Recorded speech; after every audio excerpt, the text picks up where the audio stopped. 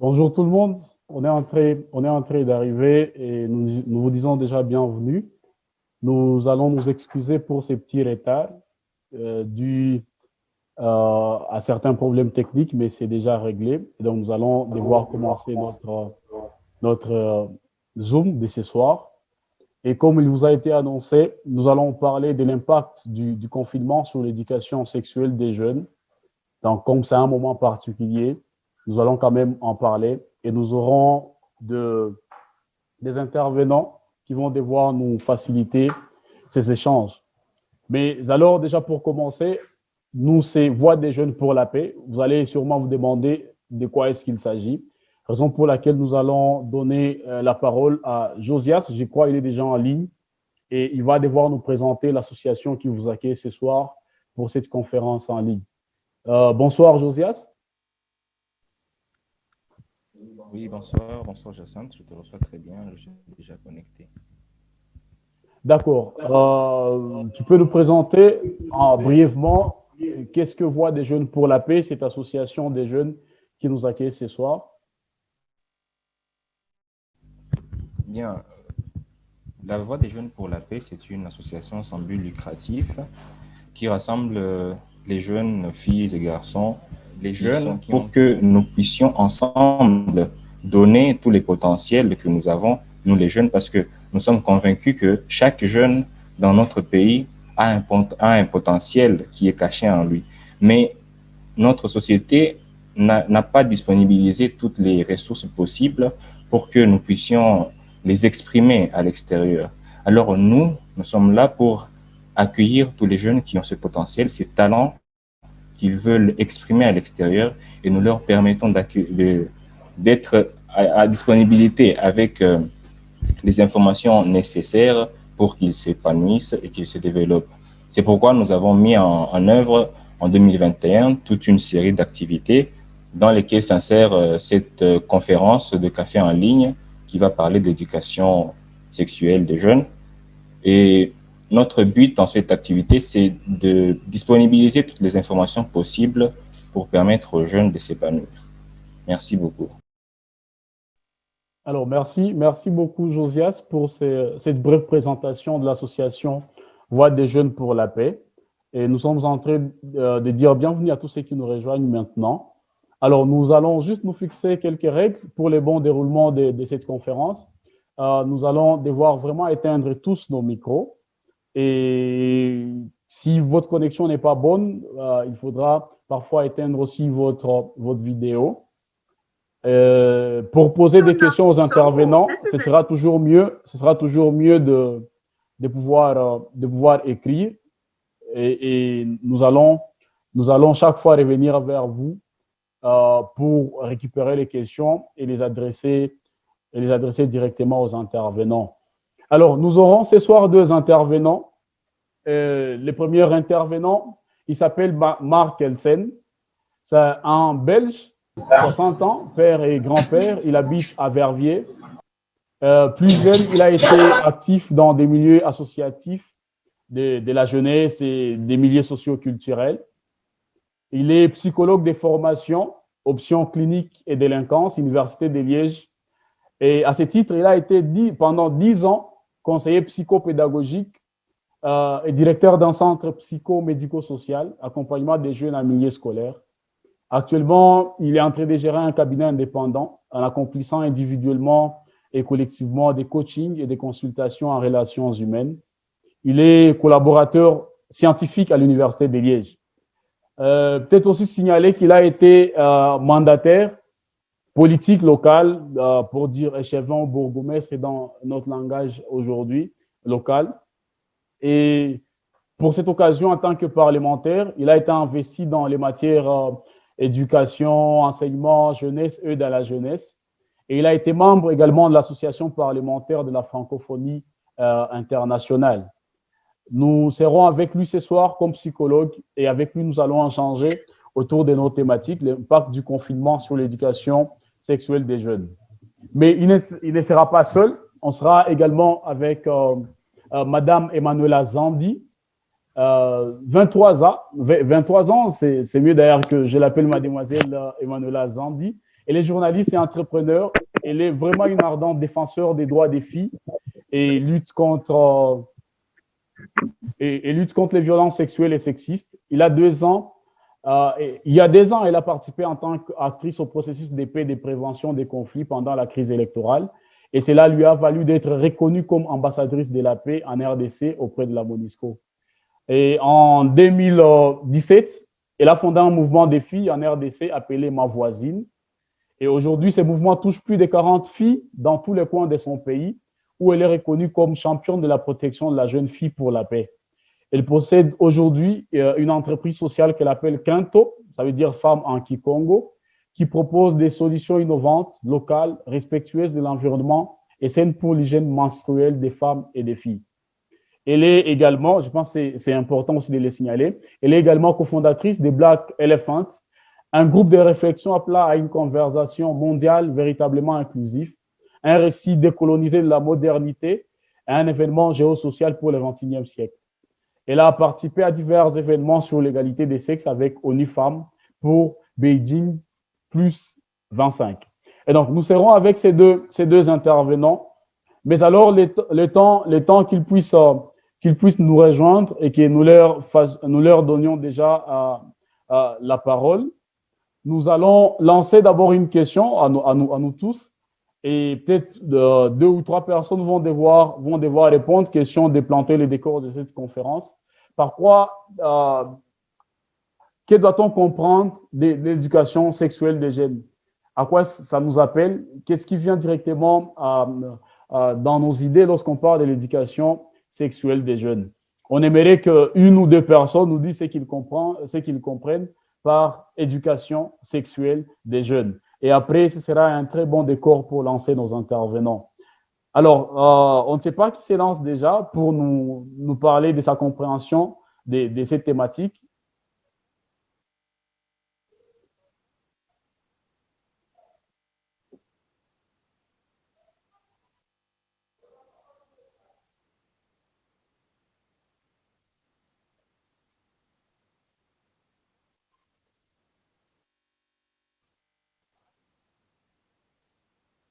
Je vais reposer ma question pour planter les décors des intervenants qui nous arrivent bientôt. On aimerait savoir qui a une certaine compréhension de l'éducation sexuelle des jeunes, qu'il puisse nous partager un peu sa perception ou sa compréhension avant de pouvoir donner la parole aux intervenants du jour.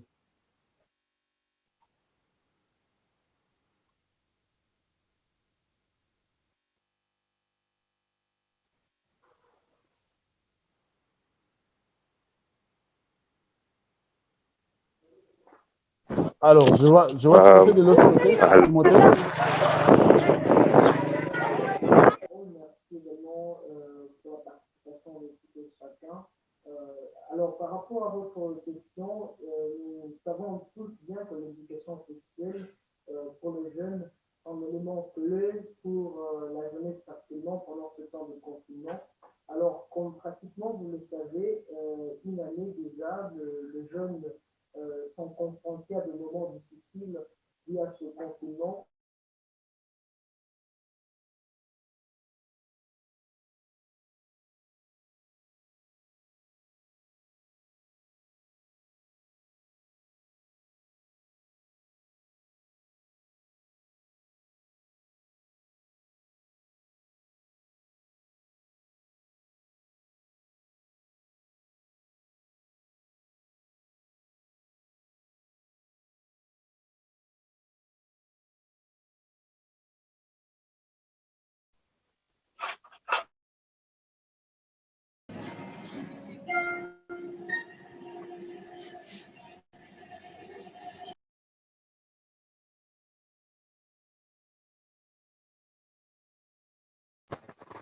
On ne capte rien de sa part.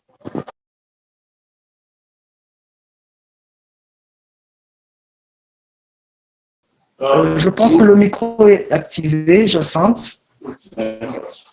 D'accord. Alors, depuis pratiquement une année, nos quotidiens ne sont plus les mêmes. Les incertitudes sur le lendemain n'ont cessé de croître. Même les prévisions qui semblent les plus fiables n'arrivent plus à rassurer ce que sera l'après-Covid-19. Une réalité étant dissociable du Covid-19, c'est la série de confinements ici et ailleurs. Pour le cas de notre pays, la République démocratique du Congo, le premier confinement a duré pratiquement 5 mois pour la grande partie de la population et 7 mois pour les élèves.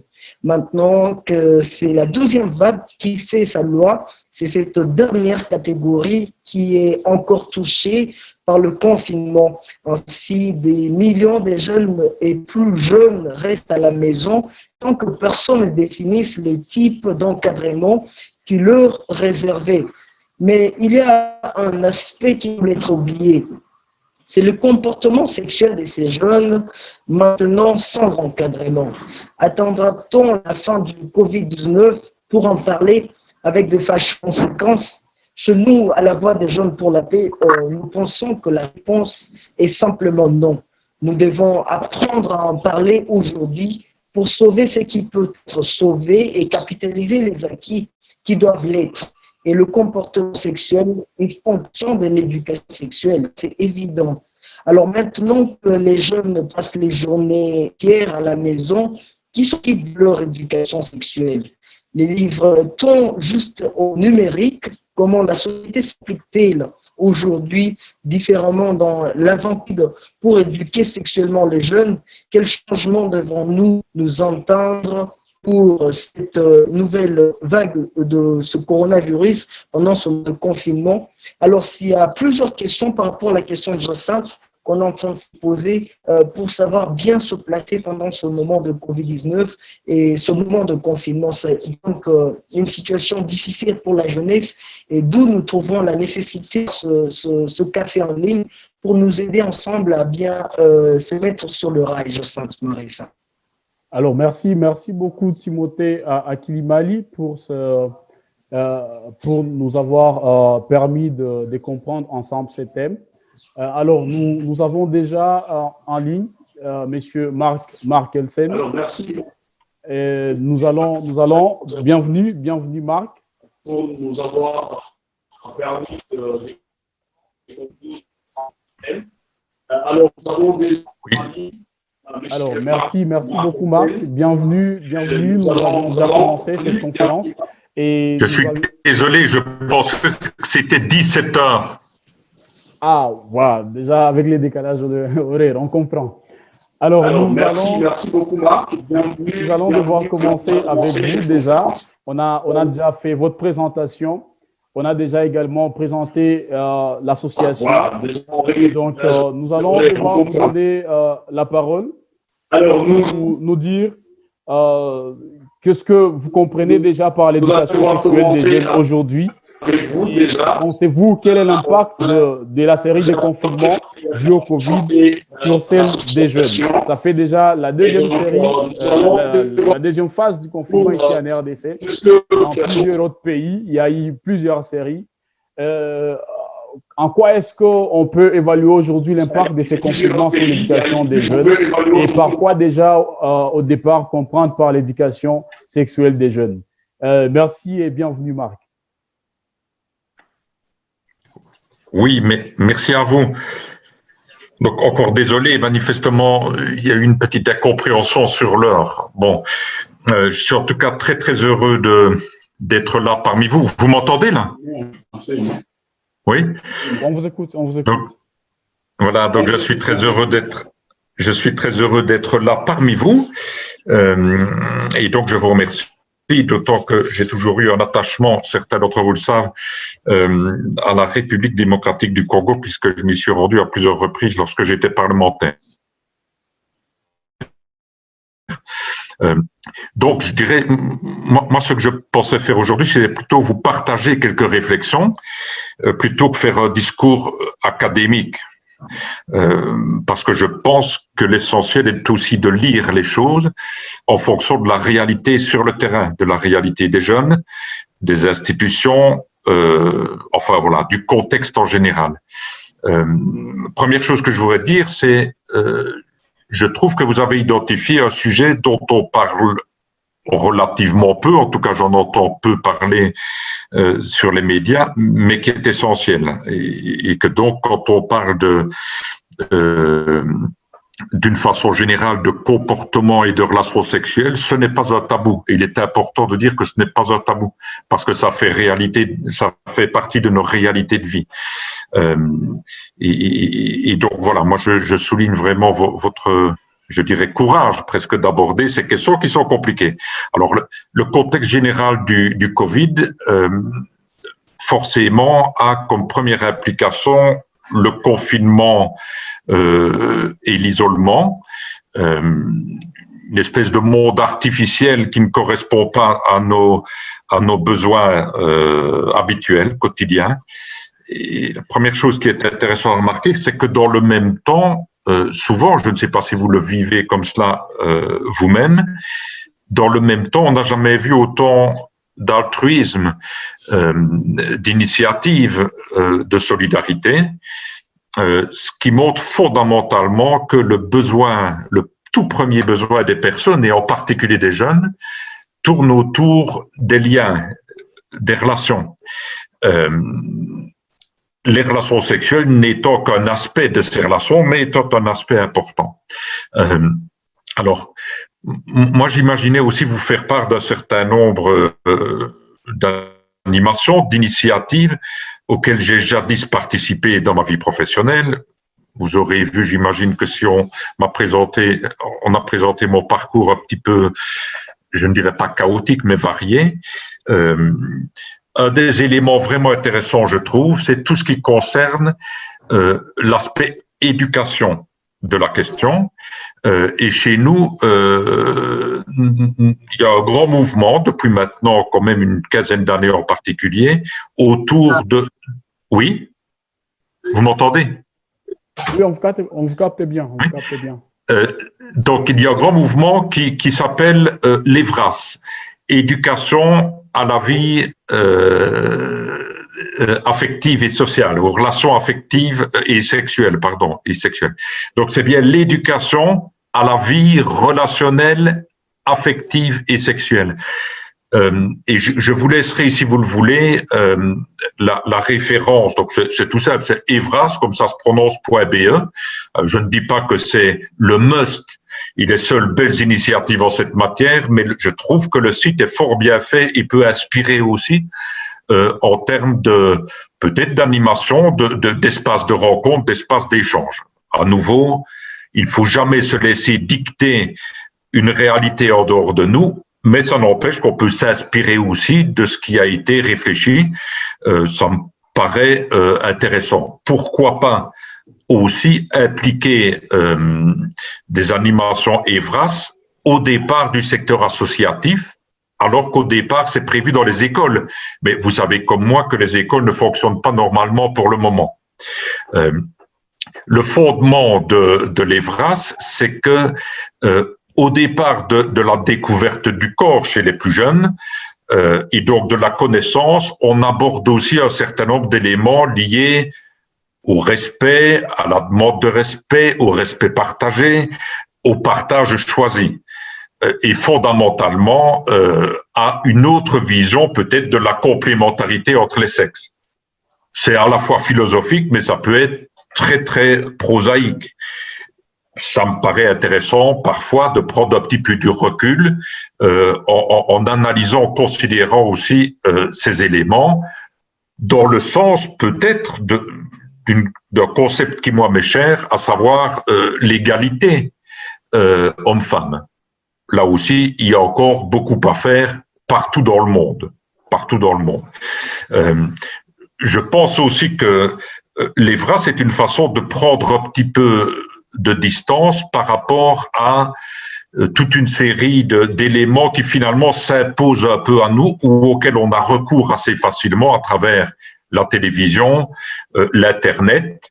Vous connaissez comme moi tous les sites qu'il peut y avoir et auxquels maintenant on a un accès de façon très très très très facile et dès le plus jeune âge d'ailleurs. Mais fondamentalement, c'est une façon indirecte de se laisser imposer des choses qui sont en dehors de notre imaginaire. On n'a même plus besoin d'imaginer puisqu'on voit tout. Et donc, se laisser imposer quelque chose en dehors de nous, c'est juste le contraire de construire son originalité. Et son originalité, c'est ce qui fait que nous sommes chacun uniques et nous avons chacun de la valeur, non seulement dans ce qu'on pense, mais dans la façon aussi d'agir. Et je trouve que c'est un angle intéressant, même s'il est un peu compliqué. Ça concerne l'Evras. Un autre élément, et je vous donnerai aussi, si vous le voulez, les références par rapport à une intervention sur la télévision publique belge d'il y a quelques jours, d'un psychologue que moi je trouve inspirant, qui s'appelle Ilios Kotsou, quand il parle des besoins des jeunes. Parce que fondamentalement, la plupart des besoins des jeunes ne sont pas rencontrés aujourd'hui, et c'est renforcé par la situation de la crise sanitaire, qui par définition casse les liens. Or, le premier besoin des jeunes, comme d'une façon générale d'ailleurs des citoyens, ce sont les liens, les relations avec autrui. Et donc, Ilios Kotsou explique assez bien, mais je vous transmettrai à l'entièreté de son interview, transmet assez bien l'importance qu'il y a à enrichir son univers émotionnel, se nourrir et s'inspirer d'un certain nombre de choses auxquelles on n'a pas nécessairement toujours accès. Pourquoi dit-il ça? Parce que fondamentalement, nous avons un besoin au fond de nous-mêmes qui est un besoin d'action, un besoin d'agir. Et d'ailleurs, si on réfléchit un peu plus loin, tout ce qui est pulsion de notre corps, et notamment les pulsions sexuelles, constitue une énergie énorme à l'intérieur de nous-mêmes, parce que nous vivons d'abord au départ de l'expression et des besoins de nos corps, fondamentalement, qu'on soit homme, femme ou autre d'ailleurs. Et d'une façon générale, agir permet aussi de canaliser, peut-être voire de réorienter certaines énergies, certaines pulsions, certaines volontés de s'investir dans quelque chose, peut-être pas de la façon qu'on souhaiterait toujours, mais ça peut-être un peu remplacer. En psychologie, on appelle ça de la sublimation, c'est-à-dire donner une expression autre à des besoins auxquels on ne sait pas répondre comme on le fait d'habitude ou comme on souhaiterait le faire. Enrichir l'univers émotionnel, l'action, je vais y revenir, et puis se construire aussi des perspectives, parce que c'est l'élément évidemment fondamental de la crise, c'est qu'elle casse les perspectives. Et moi, je suis frappé au travers de mon activité d'accompagnement notamment de jeunes, je suis frappé par le nombre de jeunes qui sont complètement perdus. Pas que des jeunes, mais en particulier des jeunes. Des jeunes qui vivent aussi, d'une certaine façon, des épisodes parfois importants de dépression. C'est-à-dire de cette impression que l'on a d'être vidé de nous-mêmes et de ne plus avoir de prise sur rien. Ça peut d'ailleurs conduire dans des cas extrêmes à des pensées suicidaires. J'en rencontre relativement régulièrement. Peut-être à l'appui aussi de discours médiatiques qui sont souvent très, très crus, très réalistes, mais qui ne laissent pas toujours non plus entrevoir le demain, le lendemain. Or, le jeune, par définition, je dirais, plus on est jeune, plus le lendemain est long. Moi, mon lendemain est plus court que celui d'un jeune de 15 ans ou de 20 ans, évidemment. Donc, si je me résume, j'ai envie de dire que deux éléments pourraient nous inspirer peut-être, pourquoi pas à travers des espaces de rencontre, des espaces de parole, des espaces d'expression. Au départ de l'Evras, et je le dis si ça vous intéresse, je vous invite à regarder le site www.evras.be. et c'est de nature aussi à reconsidérer un peu les liens que nous avons autour de nous.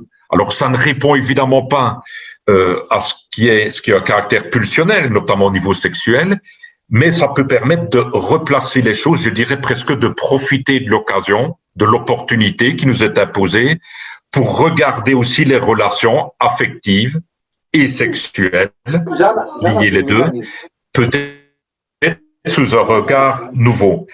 Le deuxième élément en termes concrets, c'est est-ce qu'on ne peut pas imaginer effectivement une action, des actions concrètes, que ce soit en termes de recueil de témoignages des jeunes et des moins jeunes, pourquoi pas de spectacles, pourquoi pas, peut-être une façon aussi d'exercer une autre pulsion importante chez les jeunes qui est la capacité de révolution.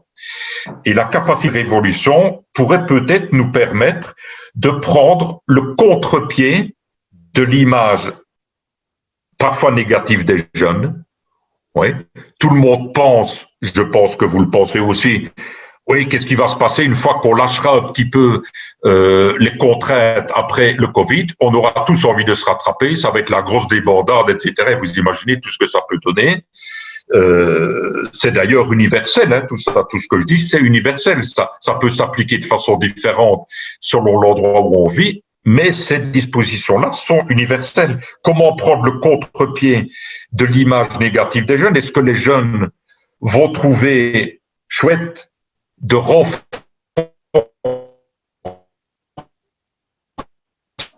un peu l'image négative que parfois un peu la région et les enjeux de la région? Comment prendre le contre-pied d'une image négative qui est aussi propagée dans la région, notamment en termes de comportement sexuel. Alors moi, je parle pas et j'incriminerai pas et je ne serai jamais juge du comportement de qui que ce soit. Mais on sait qu'à l'est du Congo, etc., enfin, je n'ai pas besoin de vous faire un dessin, vous connaissez mieux que moi, la sexualité, l'instrumentalisation de la sexualité de façon, au fond, souvent très peu respectueuse, notamment à l'égard de la relation homme-femme, femme-homme, je trouve que ça peut donner une image négative qui est injuste quand on voit toute l'énergie qui est mise notamment à l'est du Congo. Moi, je pense, parce que je suis aussi collaborateur à l'Université de Liège et donc notamment avec la chaire du docteur Denis Mukwege. Et donc, autour de l'hôpital de Panzi, vous connaissez, j'imagine, ça mieux que moi, on pourrait peut-être aussi imaginer de mettre en place un spectacle, peut-être un recueil de témoignages, un croisement de points de vue, pour essayer justement de sublimer, si vous me permettez l'expression, c'est-à-dire de se tirer par le haut, au-delà d'une question qui reste une question cruciale pour les jeunes en particulier, pas seulement, mais pour les jeunes aussi, et peut-être profiter de l'occasion pour sortir un petit peu de ces schémas habituels qui ne sont pas toujours à l'avantage de l'image que nous avons de la jeunesse. Enfin voilà, donc je voulais vous partager, absolu, certainement pas, qui n'ont enseignement, certainement pas, peut-être être des éléments pour nous faire évoluer. Alors, comme personnellement, je déteste le genre de situation où je peux donner l'impression de faire le malin et de savoir mieux que quiconque ce qu'il faut faire, si vous imaginez effectivement qu'il y a peut-être des actions concrètes à mener ou des espaces de discussion, si d'une façon ou d'une autre, je peux vous être utile modestement, dans la suite, hein, je le ferai vraiment avec beaucoup de plaisir. Voilà ce que je voulais vous partager. Merci beaucoup, Marc. Nous sommes très heureux de recevoir votre expérience et merci de nous la partager. On a vraiment pris bonne note et déjà, je signale à tous celles et ceux qui ont des préoccupations de pouvoir noter quelque part parce que très bientôt, là, on va écouter aussi mademoiselle Emmanuela Zandi et après, on va revenir pour nous adresser soit à Marc ou à Emmanuela ou alors si nous avons des ajouts tels que nous l'a suggéré Marc, de pouvoir les apporter et d'autres témoignages. Vraiment, nous serons ouverts pour ça. Alors, Emmanuela, je pense que vous êtes là et on va vous donner la parole. C'est Marc qui a pris la parole en premier. Je suis Jacinthe Marif à la modération. Et donc, nous allons vous donner aussi la parole pour quelques temps pour pouvoir nous parler de ces thématiques, l'impact du confinement sur l'éducation sexuelle des jeunes. Vous, en tant que journaliste, entrepreneur, défenseur des droits des filles, c'est aussi un aspect important pour aborder cette question. Et donc, vous allez nous dire votre compréhension de cette éducation sexuelle des jeunes et en quoi est-ce que vous remarquez des différences qui ont été apportées par les confinements sur cette éducation des jeunes. Emmanuela, vous avez la parole et bienvenue. Merci. Merci à vous de m'avoir invité. Merci à Marc qui a très bien expliqué. J'ai beaucoup aimé ce qu'il a dit tout à l'heure, surtout dans le cas de concilier, avoir des espaces sûrs pour pouvoir parler de questions de santé sexuelle et de reproduction, surtout pour les jeunes. C'est quand même quelque chose de très important. Donc, merci pour l'invitation de ce soir. Je pense que la question de l'éducation sexuelle est tellement importante qu'elle n'a pas du tout… elle a beaucoup changé, je voulais dire, pendant le confinement, puisque oui, les confinements nous ont montré combien de fois il y avait certains services qui étaient limités. Et je veux parler d'abord de l'éducation, puisque l'éducation, on nous dit que c'est à l'école où on reçoit les premières bases, je veux dire en famille aussi, mais à l'école plus. Dans notre culture africaine, on n'a pas beaucoup appris à recevoir une éducation sexuelle en famille. Donc, vraiment, les premières bases, de manière très concrète, on le reçoit à l'école, où on nous apprend, surtout dans le cours d'anatomie pour ceux qui sont à l'école primaire, ou des cours d'éducation à la vie, éducation civique, où on apprend quand même quelque chose par rapport à l'éducation sexuelle, mais qui n'est pas du tout suffisant, puisque c'est une éducation qui doit se compléter avec une éducation familiale à la maison. Et avant, bien sûr, il n'y avait pas une grande implication de parents, tout comme de tuteurs dans la société pour apprendre aux jeunes, aux adolescents, ce qu'ils doivent faire avec leur corps, ce qu'ils sont censés estimer, ce qu'ils pensent qu'ils peuvent apporter, surtout par rapport à leur sexualité, et ce qu'ils doivent savoir, les informations basiques qu'ils doivent avoir sur l'éducation sexuelle. Et le confinement est venu tout délabrer parce qu'en fait, puisqu'on ne peut pas être en mesure de discuter en famille des questions sexuelles et qu'on apprend cela à l'école, le confinement est venu vraiment détruire quelque chose qui avait déjà, je ne sais pas si je dois le dire, une certaine allure d'évolution ou une certaine allure d'espoir pour pouvoir apprendre ces sujets-là qui est assez important dans la société. Et il y a eu vraiment un chamboulement du confinement, d'abord parce que, comme Marc, peut-être les psychologues, ils pourraient me compléter par rapport à ça, les enfants n'ont pas vraiment compris pourquoi est-ce qu'on devrait rester à la maison et ne pas aller à l'école, par exemple. Et il n'y a pas eu d'explication par rapport à ça. Et donc, il y avait certains qui avaient leurs petits copains ou leurs petites copines qu'ils étaient censés revoir parce qu'ils se voyaient peut-être à l'école. Et là, on reste à la maison, il n'y a pas assez d'occupation et on est obligé vraiment de pouvoir faire avec. Et donc, ça a créé quand même ça a eu un impact psychologique, surtout sur les adolescents qui n'ont pas reçu des informations formelles ou basiques par rapport à ça. Alors, un autre impact de Covid sur l'éducation sexuelle, c'est qu'il n'y a pas eu des informations. On a priorisé, c'est vrai, les gestes barrières, la protection de contre Covid, excusez-moi, mais on n'a pas priorisé les informations que les enfants ou les jeunes adolescents pouvaient avoir par rapport à cette période-là de confinement. Donc, il y a des adolescents qui étaient chez eux et comme il n'y avait pas... par exemple, je vais vous donner mon exemple. J'habite à Kinshasa. À Kinshasa, vous savez que c'est une très, très grande ville avec plusieurs communes et il y a des communes semi-urbaines qui sont très peuplées et qui, pendant l'époque de confinement, n'ont pas eu l'occasion de pouvoir avoir accès à ces informations.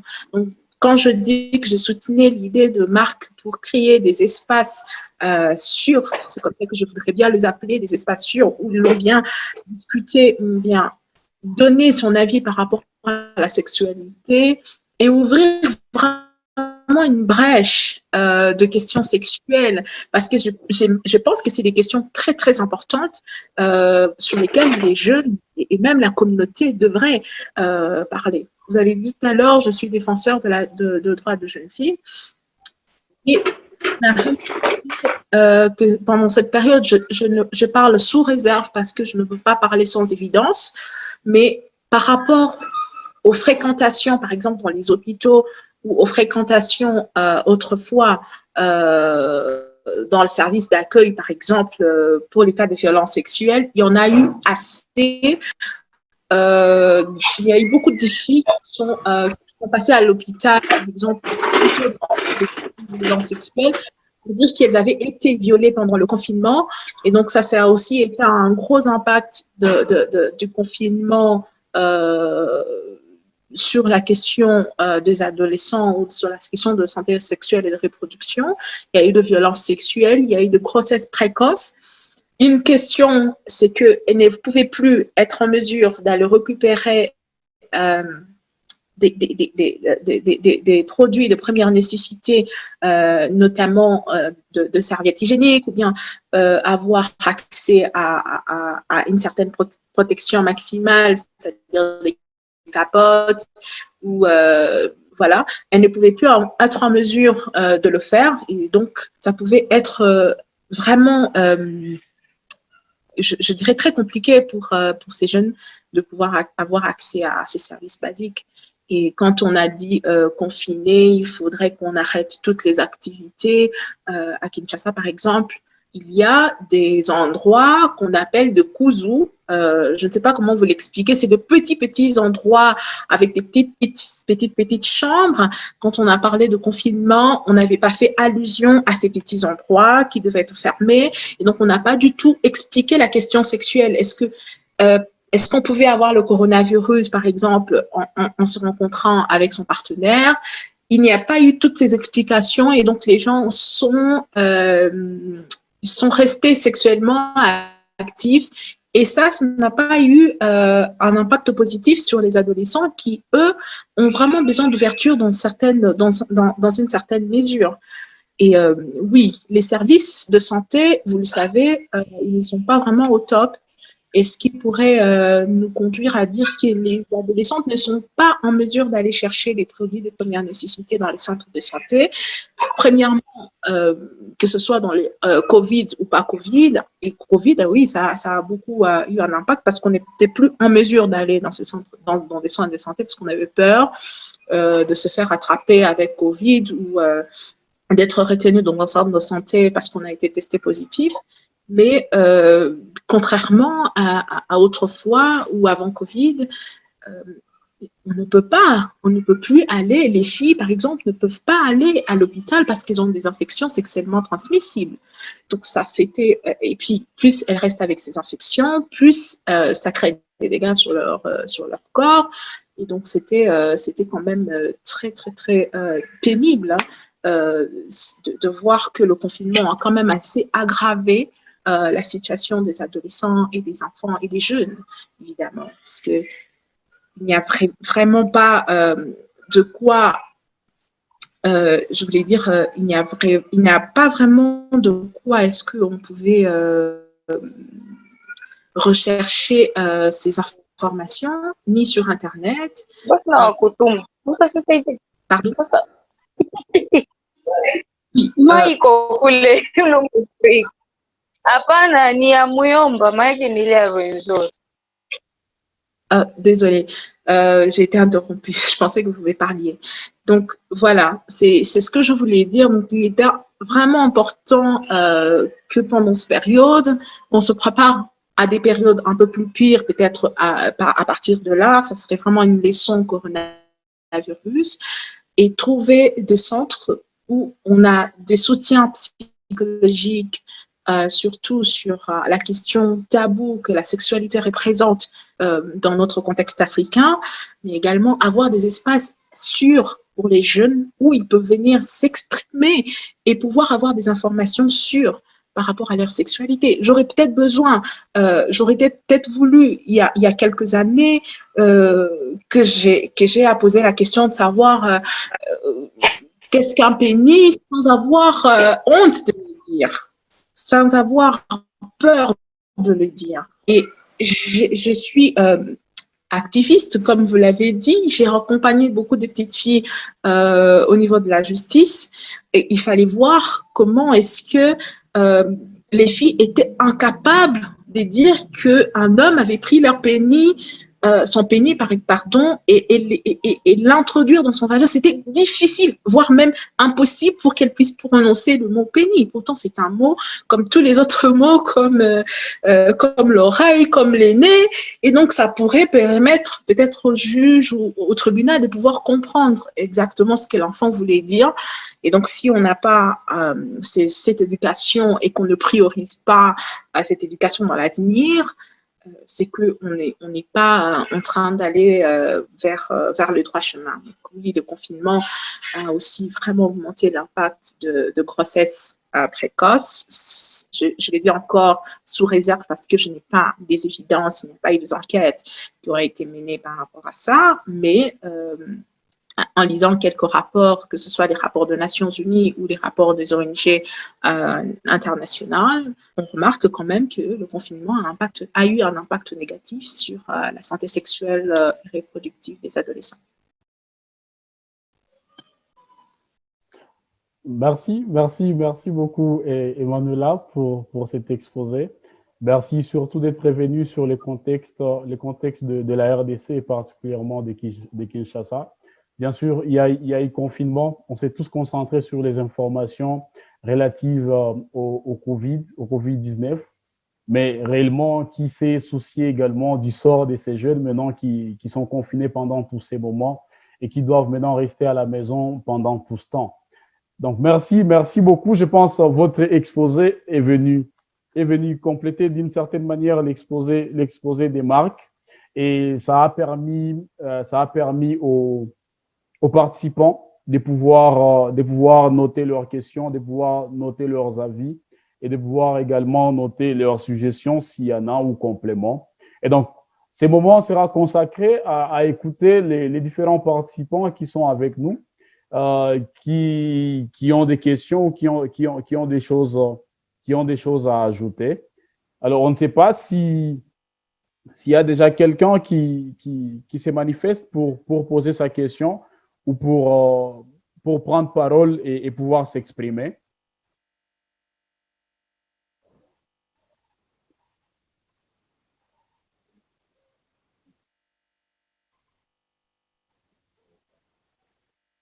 Je reprends ma préoccupation. C'est le moment maintenant qui nous est offert de pouvoir poser nos questions et de pouvoir émettre nos préoccupations.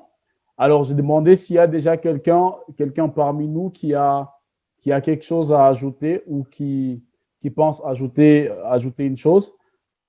Je vois déjà Josias.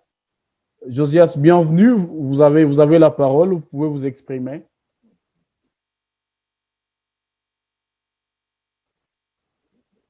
Je pense qu'il nous a. Il est là, Josias?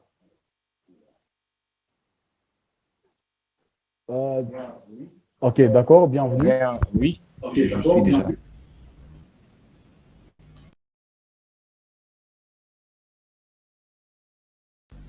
Ma question, qu'est-ce S'il vous plaît, c'est mieux de pouvoir orienter votre question, dire si s'adresse à Marc ou à Emmanuela. Bien, ma question je m'adresse en fait à Marc, monsieur Marc. Je voudrais savoir la vraie raison qui pousse à ce que dans notre société, on considère la question de l'éducation sexuelle comme un tabou, parce que c'est là, moi je pense que c'est même ça la base de toutes les choses. J'aimerais savoir en fait c'est quoi la cause, parce que cela nous empêche, nous aussi les jeunes, de voir un peu plus loin, au-delà de cette question, que même pendant nos discussions, on a hérité ça de nos parents qui nous ont appris ça. Alors, je voudrais savoir en fait quelle est la source de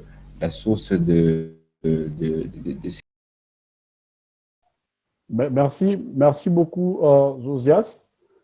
Je pense que l'intérêt que vous portez à Marc pour répondre à cette question, c'est du fait qu'il est psychologue. Et donc, on va écouter Marc, il va répondre à cette question. Et si nous autres, nous avons aussi des questions, nous pouvons déjà les écrire en conversation, ça va nous permettre d'aller plus vite. Bienvenue Marc, encore une fois de plus. Avec plaisir, je vous remercie. D'abord, l'occasion de dire que j'ai apprécié la prise de parole d'Emmanuela qui était beaucoup plus concrète et beaucoup plus en phase avec un contexte que je ne connais malheureusement pas de l'intérieur. Donc voilà, je trouvais que ça se complétait pas mal. Donc cette question, pourquoi ce qui tourne autour du sexe est tabou? Je crois que fondamentalement, ce qui tourne autour du corps au départ est tabou. Alors, je pense que c'est lié à ce que j'appellerais la civilisation judéo-chrétienne, hein, où le corps était considéré finalement comme le siège des basses pulsions. On semblait donner plus de valeur à ce qui était produit par l'esprit. Et je crois que fondamentalement, quand on lit les travaux d'ailleurs des historiens et même de certains anthropologues, cette question remonte à très longtemps. Très longtemps. Je crois que c'est tout le combat entre le corps et l'esprit. En très gros, le corps c'est vil et l'esprit c'est noble. Je schématise. Bon, je crois aussi qu'il y a une forme de gêne parce que l'on estime que tout ce qui concerne notre propre corps doit rester, permettez-moi le jeu de mots, confiné à l'intérieur de nous-mêmes. À chacun de se débrouiller par rapport à son propre corps. Et moi, je considère que le corps par nature a une fonction sociale, donc il concerne la collectivité, parce que notre corps, c'est le véhicule à travers lequel nous avons des relations avec les autres, d'une façon très générale. C'est la raison pour laquelle je trouve que votre sujet de ce café de discussion a un grand mérite, c'est de rendre public ces questions-là, d'échanger autour de ces questions-là. Comme Emmanuel disait très très bien, il est fondamental qu'il y ait des lieux de discussion, faute de quoi on renforce cette idée que tout ce qui concerne notre corps et tout ce qui peut s'y passer ne nous regarde que nous-mêmes. Et on voit d'ailleurs, même dans... alors moi, je vais me référer à l'Europe qu'a priori je connais un peu mieux, on remarque que même encore dans la première partie, le fait que les questions liées à notre propre corps et à tout ce qui était sexuel ne pouvaient pas être partagées, c'était une honte. Eh bien, ces tabous ont abîmé, pour ne pas dire plus, la vie de beaucoup de personnes. Et je remarque qu'elle a surtout abîmé la vie des femmes. On n'a pas besoin de se faire un dessin.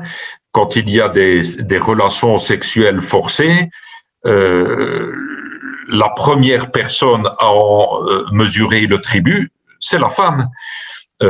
Raison pour laquelle, je vous disais d'emblée, certains parmi mes confrères me considèrent comme un féministe à tout cran, mais je trouve que des enjeux fondamentaux de notre société est de créer effectivement une vraie, pas dans le discours, dans les faits, une vraie égalité entre les sexes.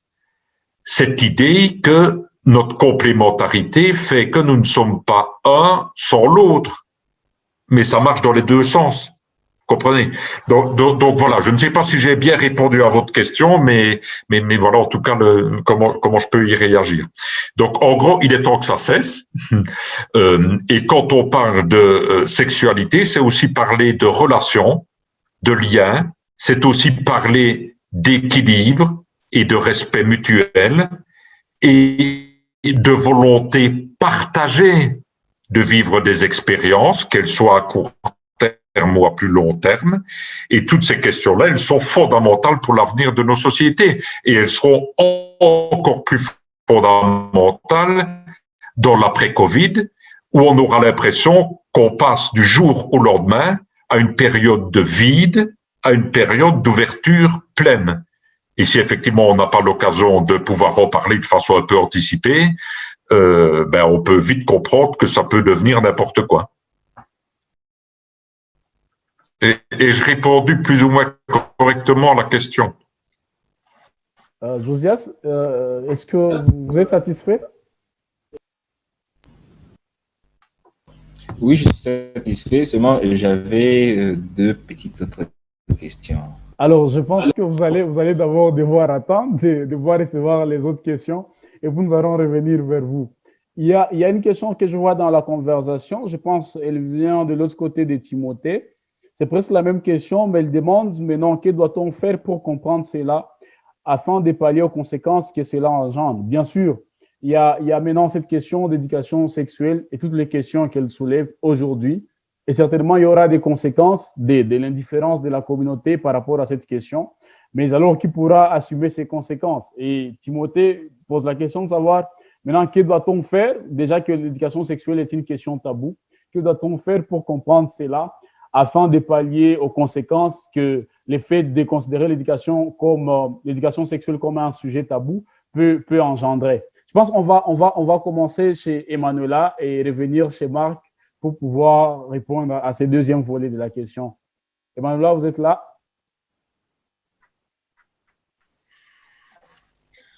Oui, merci. Je crois que cette question a été très bien répondue par Marc tout à l'heure. Et ce qu'on doit faire, c'est qu'on doit en parler encore davantage pour que même peut-être dans le loi, on considère beaucoup la question de l'éducation sexuelle parce que c'est tellement important. Et tout doit commencer par les jeunes qui ont beaucoup d'avantages à y tirer d'avoir une bonne éducation sexuelle. Et pourquoi pas, si ça commence par les jeunes, sensibiliser au plus haut, c'est-à-dire les parents par rapport à cette éducation. Mais aussi ne pas oublier l'aspect, comme le disait Marc, religion, ne pas oublier l'aspect, le contexte dans lequel nous nous trouvons, l'aspect culturel. Moi, je me dis souvent que je suis une opportunité pour la culture parce que j'estime que la culture congolaise, par exemple, est une grande opportunité et c'est une grande richesse pour le pays. Mais si je dois considérer les droits humains, par exemple, je ne les dirai pas autant, car oui, les gens doivent pouvoir avoir accès à des informations basiques. Ça, c'est une question avec laquelle on ne peut pas avoir plusieurs réponses du tout. Donc oui, si parler de l'éducation sexuelle serait considéré comme un crime à la culture ou à la religion, alors moi, je préférerais que que cette loi de la culture soit bannie, parce que si elle n'est pas une opportunité, si la culture n'est pas du tout une opportunité pour les jeunes, pour qu'ils puissent grandir, il faut discuter, il faut créer peut-être sur les réseaux sociaux. Aujourd'hui, il y a beaucoup de jeunes, des adolescents un peu plus reculés, où on peut discuter, mais tout en s'imprégnant du contexte de l'endroit ou de la communauté. Merci beaucoup, Emmanuela. Il y a déjà David qui peut aussi répondre à la question de savoir que faire concrètement pour pallier aux conséquences que le fait de considérer l'éducation sexuelle comme tabou peut engendrer. Ah, Marc, c'est Marc. Et puis après, on va revenir sur la question de David. Donc, Marc, vous pouvez répondre au deuxième volet de la question. Que faire concrètement pour comprendre que l'éducation sexuelle ne doit pas rester un sujet tabou et donc pallier aux conséquences que le fait de le considérer ainsi peut engendrer? Moi, je trouve que vous avez un rôle important à jouer par rapport à cela. Et moi, j'ai toujours trouvé qu'on devait beaucoup plus articuler ce que j'appellerais l'éducation formelle à l'école et dans les familles, avec l'éducation informelle, notamment par le secteur associatif et l'éducation permanente. Comme le disait fort bien Emmanuela, c'est d'abord une question culturelle, fondamentalement culturelle. La culture, ce ne sont pas les musées, les gens qui parlent bien avec des mots choisis. La culture, c'est d'abord ce que nous vivons, très concrètement. Et ce que je dirais peut-être, mais je n'ai pas l'impression d'être très original par rapport à ce qui a été dit, pour qu'on se comprenne bien, quand un sujet est tabou, on n'a pas d'autre choix que d'essayer de se débrouiller avec soi-même. Et nous ne sommes pas tous égaux par rapport à ça, parce que nous n'avons pas tous le même accès à l'information. Par ailleurs, lorsque l'on en parle publiquement, c'est une façon aussi de comprendre que la question nous concerne tous et nous implique tous. Pas seulement les personnes qui donnent des réponses ou des informations, mais aussi les personnes qui posent des questions. Et moi, très concrètement, je verrais fort bien. Bon, pour le moment, évidemment, on peut pas vraiment se voir en grand groupe, donc ce n'est pas terrible. Mais on peut imaginer aussi par le biais d'Internet, par exemple, sur un dispositif tel que celui-ci, de pouvoir créer des espaces de discussion, des espaces questions-réponses, des espaces d'échange. À partir du moment où l'on sait qu'on peut en parler, que l'on peut échanger sans avoir peur d'avoir l'air ridicule, mais parce que nos questions sont importantes, ça change complètement le regard qu'on peut avoir sur ces questions. Merci Marc. Il y a une question d'Ivan Muganza à Madame Emmanuela. Il voudrait savoir si cette manière de considérer l'éducation sexuelle pour nous Africains, ou alors Congolais en particulier, est-ce que cette manière n'est-elle pas liée aussi à notre culture? Il a écrit culte, mais je pense qu'il voulait parler des cultures. Vous pouvez lui faire une réponse? Je crois que c'est une question à laquelle Marc venait de répondre tout à l'heure. Oui, comme Marc le disait, c'est l'essence même d'une communauté, la culture. Donc oui, ça vient de la culture, ça peut venir de la culture. Et la culture, ça peut venir de la société. Et la société est composée de personnes qui ont des rôles de responsabilité. Et ces personnes-là, c'est elles qui mettent en place de principes de société. Et donc, oui, c'est ces sociétés qui sont composées par les hommes et les femmes, bien évidemment. Et donc, ce n'est pas forcément tous ces principes que la société met en place et qui, aujourd'hui, commencent à prouver que ça peut être une certaine inégalité qu'on peut suivre. Mais de manière très concrète, Oui, tout est lié par la culture et les tabous dont on parle d'ailleurs. C'est la culture, c'est la religion, c'est tout ça, c'est la société. Mais on peut avoir des moyens de pouvoir changer ces aspects, ces perceptions, cette façon de voir les choses si on s'implique. Moi, je pense que moi, j'ai toujours cru et j'ai toujours eu confiance que les jeunes ils pouvaient changer cette perception de la société par rapport à la sexualité. D'accord, merci. Il y a une autre question de David, je crois.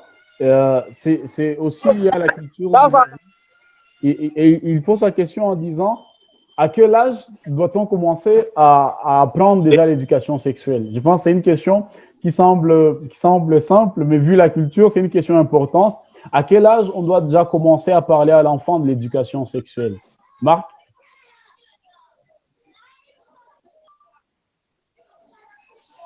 Au sortir de la maternité. Non, c'est un peu une boutade. Mais je veux dire, moi, c'est à l'école primaire qu'il est utile, ou en âge d'école primaire, qu'il est utile effectivement de déjà pouvoir parler de la découverte de son corps. Moi, je pense qu'il y a beaucoup dans les questions liées à ce qu'on pourrait identifié comme problème, entre guillemets, de comportement sexuel, je pense qu'il y a beaucoup qui vient d'abord de la méconnaissance de notre propre corps. Si je ne connais pas mon corps, je ne respecte pas mon corps. Et donc, forcément, je ne respecte pas le corps de l'autre. Donc, ça peut être très, très basique, hein, comme le disait Emmanuela. Qu'est-ce qui fait que certains enfants ont un pénis et que les autres n'en ont pas? Et ce n'est pas parce qu'ils n'ont pas de pénis qu'ils ont quelque chose en moins et qu'ils sont moins, par exemple. C'est comme ça que ça commence. Et moi, je crois que plutôt que de parler strictement d'éducation sexuelle, moi, je trouve qu'il y a un intérêt à parler d'éducation à la vie relationnelle, affective et sexuelle, parce que ça fait partie d'un tout. Si on identifie la question des relations sexuelles et de la vie sexuelle à part de tout le reste, à mon avis, on va rater une étape. On va rater une étape parce que la sexualité est un mode d'expression des corps entre eux. Mais il est utile d'imaginer que c'est peut-être pas inintéressant que cette expression-là repose aussi sur un certain nombre d'attitudes, de regards sur la différence, de respect de soi et de respect de l'autre. Peut-être si on va jusqu'au bout des choses, il y a entre la sexualité et la vie, et le fait de donner la vie, de respecter la vie, etc., etc. Ça fait partie vraiment d'un ensemble, mais je crois qu'il faut pouvoir commencer, moi je dirais même à l'âge de 4-5 ans, à parler de son corps. Mon corps n'est pas un tabou. Je n'ai pas à être gêné de mon corps. Quand je suis, le copain d'à côté me dit qu'il a plus gros zizi que moi, donc ça fait de moi un être inférieur, je schématise très fort, mais c'est des choses qui se disent dans les écoles. C'est quoi le réflexe que l'on peut avoir déjà à cet âge-là? C'est de considérer que tout ça doit être caché et peut être un sujet soit de honte ou un sentiment d'infériorité. Donc, je ne m'aime pas moi-même, pour faire très simple. Comment peut-on imaginer d'aimer, de respecter quelqu'un? C'est toute la question plus âgée des rapports consentis, qui sont juste l'opposé des rapports forcés. Merci. Très important. Je pense que nous tous qui participons, on a vraiment noté. Alors, on va recevoir vraiment les ultimes questions. Il y a d'abord un avis. Il y a M. Déborah qui dit qu'elle croit que cette période a été celle des découvertes. Tellement nos parents font de la sexualité un tabou, alors que les conséquences tirées du confinement de faire de la sexualité un tabou apprennent aux parents qu'ils doivent en parler ouvertement à leurs enfants. Il y a également Il y a également Jonathan Bouko qui a dit qu'elle adressait sa question spécifiquement à mademoiselle Emmanuela, mais n'a pas précisé la question. On peut demander à Jonathan de pouvoir spécifier la question et elle sera répondue.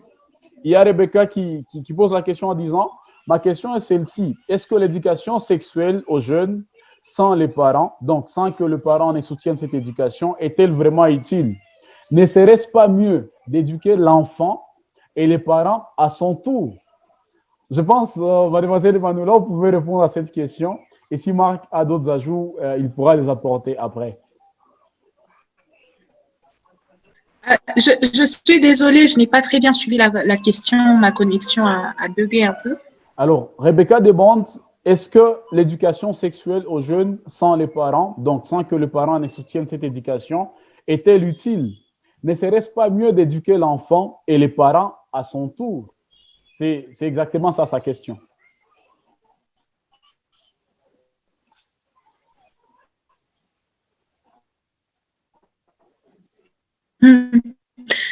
Oui, évidemment, c'est les parents bien raisons pour lesquelles l'éducation sexuelle n'est pas aussi bien ancrée dans notre société, c'est parce que les parents n'ont pas reçu cette éducation au préalable, eux aussi.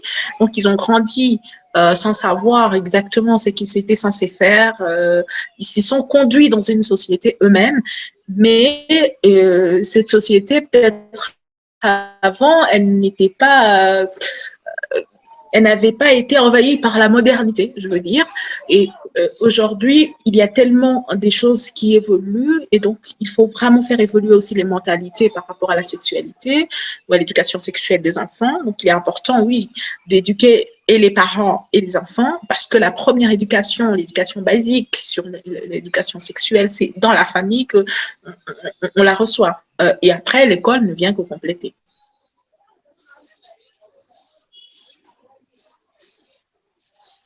Merci. Il y a également Wibikwa. Je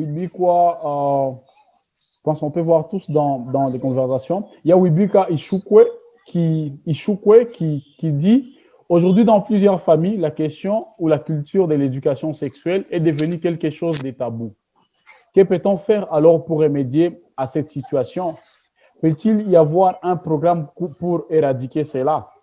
Et il voudrait savoir en termes concrets, est-ce qu'il y a des programmes qui sont développés dans ce sens-là ou comme acteur de l'éducation, comme défenseur des droits des filles, comme psychologue? Est-ce qu'il y a une synergie d'action en vue d'établir un programme pour pouvoir pallier à cette situation où l'éducation sexuelle devient quelque chose de tabou dans la famille, s'exposant aux multiples conséquences?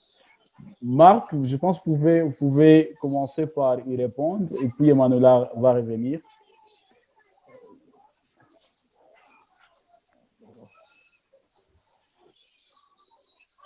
Effectivement, que quand des sujets tels que ceux-là sont abordés à l'école, le fait qu'on en parle à l'école donne déjà plus de légitimité, je dirais de valeur peut-être dans un certain nombre de familles. Oui, si on en parle à l'école, c'est que c'est pas quelque chose de mal ou de sale, pour faire simple. Mais moi, je redis que je pense que le secteur associatif peut avoir un rôle très important.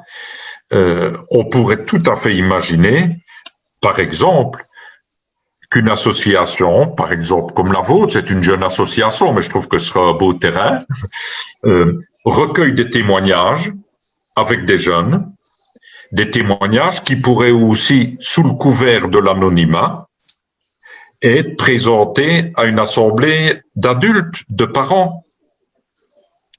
C'est aussi la rencontre entre des questions et des façons de vivre des jeunes et les façons de vivre des parents, la rencontre entre les deux, qui peut faire en sorte que le sujet devienne moins tabou.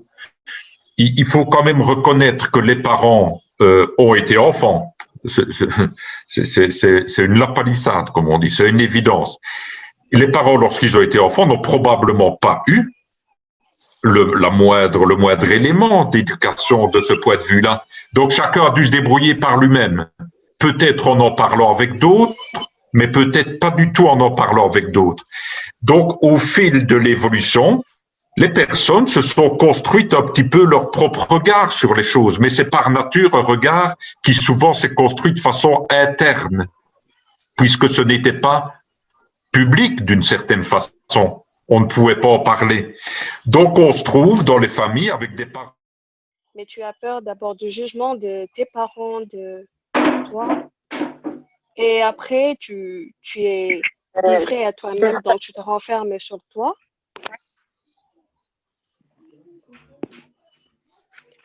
Et donc, je voudrais savoir comment est-ce qu'on peut faire pour aborder nos parents et plutôt enlever cette crainte pour avoir des solutions aux petits problèmes qu'on peut rencontrer, je ne sais pas. D'accord. Emanuela, vous pouvez répondre à la question d'Elisette Moueze.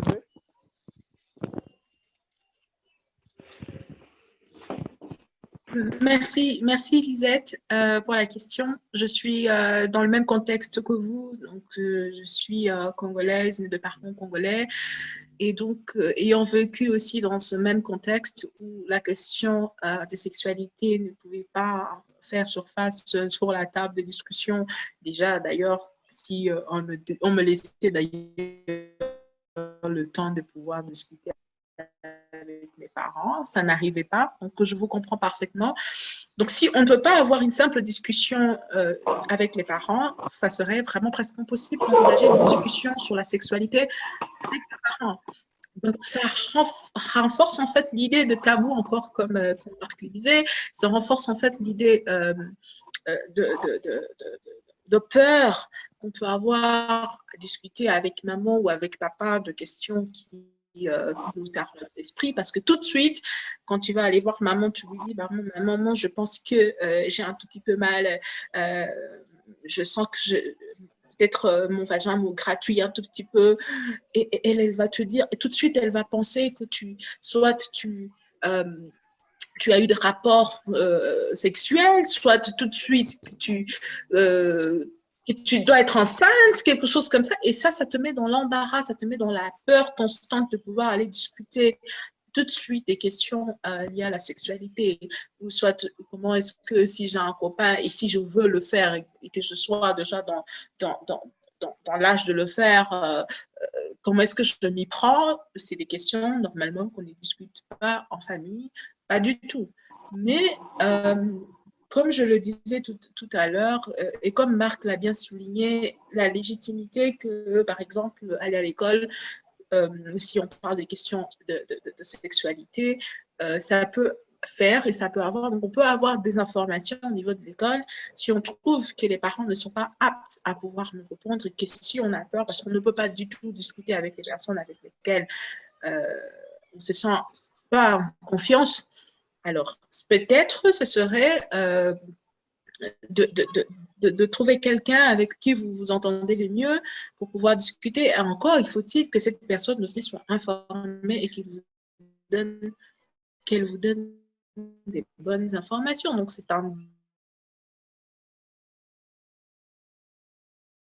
peut-être plus répondre à cette question. Mais oui, avec quelqu'un. Et c'est pour ça qu'on parlait des espaces de soutien, des espaces de discussion pour pouvoir avoir ces informations si vous ne pouvez pas les avoir en famille. D'accord, merci. On va prendre vraiment la dernière intervention. Elle est celle de Jonathan Bouko. Elle dit ceci, Emanuela se penche sur le fait que le confinement a sensiblement impacté sur le côté de la décence, je pense qu'il voulait de la décadence et de la moralité sexuelle, et que les contextes sur le confinement sont silencieux vis-à-vis de la sexualité. Jonathan voudrait avoir l'avis d'Emanuela sur le fait que lui pense que le confinement a seulement réduit la fréquence d'une activité à laquelle la jeunesse est donnée déjà suffisamment, en suspendant certaines activités qui favorisaient plus de débauches sexuelles. Mais il dit qu'à son humble avis, l'éducation sexuelle est déjà victime de l'entêtement de la jeunesse, le refus d'accorder à cette question toute sa quintessence et le manque d'initiative pour remédier à cela. On voudrait avoir un commentaire d'Emanuela et puis on va revenir pour la conclusion par rapport à cette intervention de Jonathan Bouko. Merci Jonathan. Vous avez tout à fait raison de pouvoir penser que le confinement aurait réduit la fréquence de l'impact de la santé sexuelle et de reproduction, mais les faits sont tels que non, le confinement a beaucoup plus accentué parce que les enfants n'avaient pas du tout d'occupation ou les jeunes n'avaient pas vraiment d'occupation et pouvaient errer et vaguer à tout ce qui leur plaisait. Et en ce moment-là, il n'y avait pas vraiment une certaine surveillance. C'est vrai que je pense que vous pensez que quand les adolescents vont à l'école, quand ils se promènent, ils peuvent avoir la chance de pouvoir le faire et avoir une vie sexuelle active, mais selon les données et selon les rapports des Nations Unies qui expliquaient en fait combien le confinement avait eu un impact assez négatif, surtout par rapport aux grossesses non désirées, aux grossesses précoces de filles. Moi, par exemple, je travaille dans un cabinet social où on reçoit la plupart du temps beaucoup de filles et je peux vous assurer que le nombre de filles qu'on a reçues pendant la période de confinement a presque triplé, avec des filles qui étaient enceintes et qui avouaient justement ou confiaient qu'elles avaient eu cette grossesse parce que elles étaient à la maison et qu'elles n'avaient pas du tout d'occupation. Ici, je ne dois pas seulement rester dans un contexte urbain. Oui, dans un contexte semi-urbain ou dans un contexte, voilà, dans un contexte semi-urbain, par exemple, il y a plus de catastrophes parce que les filles, par exemple, ne pouvaient pas du tout avoir de quoi juste manger et elles pouvaient tout de suite courir vers leurs copains et tout ça. Donc, oui, il y a la peur de Covid qui pouvait être là.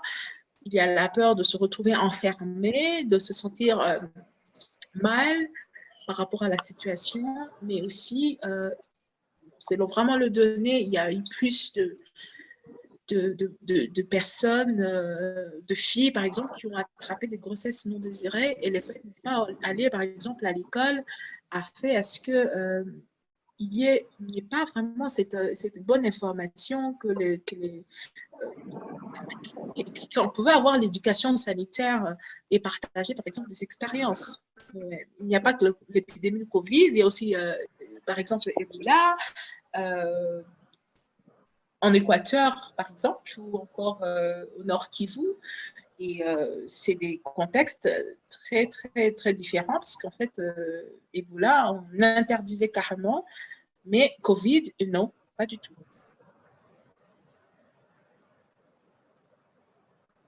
Merci beaucoup, Emmanuela. On va donner à Marc 1 minute et à vous 1 minute pour un mot de conclusion. Et puis après, on va donner à Yannick la parole de l'autre côté pour placer un mot de la fin pour ce qui concerne l'association VJP. Marc, vous pouvez nous faire votre conclusion par rapport à cette conférence de ce soir pendant 1 minute. Je vous remercie beaucoup. Il faudrait faire une conclusion partagée parce que je peux vous donner en tout cas moi ce que j'en retiens. Je retiens que il faut que l'on puisse parler de ces questions de sexualité de façon beaucoup plus ouverte, faire en sorte que quand on parle de sexualité, ça n'entraîne pas la peur ou le doute ou je sais pas trop quoi. Ce serait intéressant de faire un micro-trottoir dans la rue ou un peu partout, dans les villages, pour savoir, tiens, pour vous, sexualité, c'est quoi? Ce serait intéressant. Ça m'étonnerait que ce ne soit pas surtout du danger, de la peur, enfin des choses comme ça. Ça, c'est la première chose. Donc, si on veut lutter contre un tabou, il faut le rendre public. Et je crois que ça peut faire évoluer les personnes comme les collectivités. La deuxième chose, c'est que effectivement le confinement, qui va peut-être encore un peu durer, je ne sais pas, c'est aussi synonyme d'inactivité. Et l'inactivité peut renforcer aussi des comportements. J'entends ce qu'Emmanuela dit, je l'entends et ça ne m'étonne pas. Mais donc, il n'y a pas beaucoup de façons de faire. Remplaçons l'inactivité par de l'activité. Donc, qu'est-ce qu'on peut faire, qu'est-ce qu'on peut mener peut-être comme projet, ouais, pour se mettre en action, comme je le disais tout à l'heure, pourquoi pas autour de ce sujet-là? Et le troisième élément, c'est qu'il y a effectivement entre les générations une façon très différente de vivre ces questions-là. Une vidéoconférence comme ceci, il y a 20 ans, ça n'aurait pas été imaginable. Déjà, on ne faisait pas de vidéoconférence, mais en plus, ce n'est pas un sujet... Bon, qu'est-ce qui fait qu'aujourd'hui, on peut le faire? C'est une évolution. Nous sommes en marche. Et nous avons tous, à titre individuel et collectif, en ce compris dans les associations, je trouve, un devoir pour contribuer à cette marche. Donc, n'ayons pas peur. Merci beaucoup, Marc. Emmanuela, on peut aussi vous écouter pendant 1 minute. Oui, merci. Je pense que Marc a tout dit. Il a vraiment essayé de dire tout ce qui était dans ma pensée en ce moment. Mais ce que je pourrais peut-être rajouter, c'est que l'entrée dans la sexualité, elle s'est produite dans l'immense majorité de jeunes au moment de l'adolescence. Mais l'éducation sexuelle commence bien avant, à travers de nombreux messages perçus par les enfants. Comment est-ce que tu te comportes? Quels sont les messages que nous, on transmet directement à la petite enfance? Et comme Marc le disait, le rapport à son corps, et je pourrais peut-être faire vraiment un parallélisme entre le rapport à son corps et les violences, par exemple, sexuelles, qui aujourd'hui vraiment font une autre image de notre pays, et pourquoi pas un peu partout, je pourrais dire. Mais il faut donner place à l'expression de sentiments. Il faudrait que les gens arrivent à s'exprimer ouvertement, comme Marc le disait tout à l'heure. Il faut aussi regarder les relations de pouvoir entre les hommes et les femmes. Comment est-ce que ces relations se passent? Et l'acceptabilité ou le rejet de certains comportements par des éducateurs, par exemple. On n'est pas tout à fait en confiance quand on se retrouve devant un éducateur qui, lui, n'y croit pas du tout et qui vient avec une éducation autre et qui doit vous apprendre une éducation sexuelle. Donc, oui, il est important pour moi qu'on enseigne beaucoup l'estime de soi et l'image du corps, de la conception de la masculinité et de la conception de la féminité. Donc, c'est important, comme tout le monde, je crois qu'on est d'accord sur ce point, d'avoir des espaces où on peut s'exprimer. Et ça, c'est vraiment une recommandation. Je crois que je l'ai dit plusieurs fois, à plusieurs reprises ici, et c'est très important.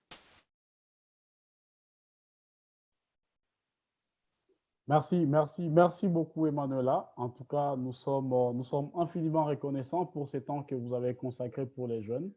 On a été ensemble avec tous les amis qui ont voulu participer à cette réunion.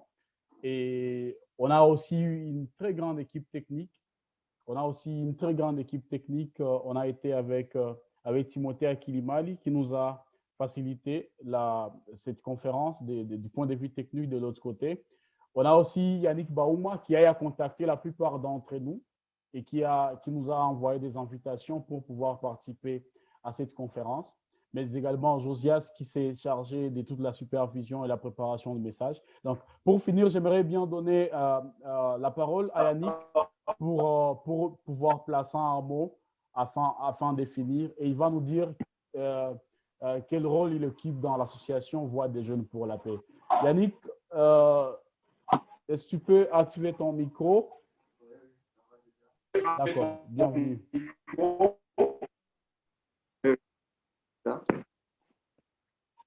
Bonsoir tout le monde, j'espère que vous allez bien.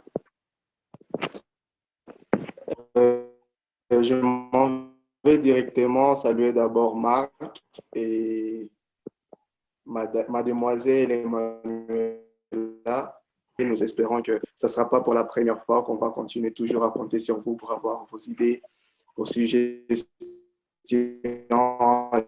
vos arguments sur différents points qu'on va partager dans notre association. Et je suis le coordonnateur de l'association Voix des jeunes pour la paix. Nous sommes une grande équipe. Nous avons un grand programme pour cette année 2021. Nous espérons que vous serez toujours là pour nous suivre. D'accord, merci. Merci beaucoup Yannick. Nous sommes vraiment très heureux. J'étais Jacinthe Marifa à la modération et comme Yannick l'a dit, ce n'est pas la dernière fois. Nous ferons tout pour qu'au moins dans chaque trimestre, nous ayons 1 ou 2 cafés en ligne sur des questions de l'heure qui nous concernent aujourd'hui. Parce que comme jeunes, nous sommes vraiment convaincus que si nous ne parlons pas des questions qui nous concernent aujourd'hui, alors personne n'en parlera. Et il sera peut-être trop tard les temps où nous nous en rendrons compte. Donc, merci à tous ceux qui ont participé. Nous allons nous efforcer dans un bref délai parce que nous avons eu à avoir accès à vos adresses mail, de pouvoir peut-être vous faire un rapport écrit de tout ce qu'a été cette conférence. Question de pouvoir capitaliser ce qui a été dit et pour une prochaine fois peut-être de pouvoir nous focaliser sur ce qui a été dit pour construire de nouveaux horizons. Et donc, nous allons demander à chacun de nous de pouvoir activer sa caméra pour prendre une capture de l'écran. Question de pouvoir avoir quelque chose de visible dans le rapport final. S'il vous plaît, chacun de nous peut activer sa caméra. D'accord, ça se fait déjà de manière souple. OK. Ouais.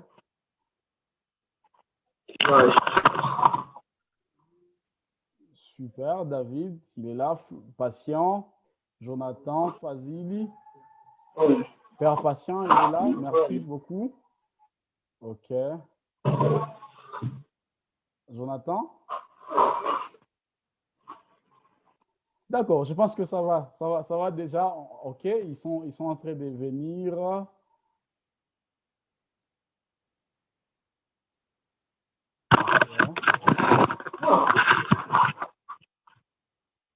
Ah, c'est très important. Super photo des familles en mode confinement, en mode virtuel. Le confinement nous a vraiment appris. D'accord. Merci beaucoup et on se revoit pour la prochaine fois. Passez une très belle soirée où que vous soyez. À la prochaine.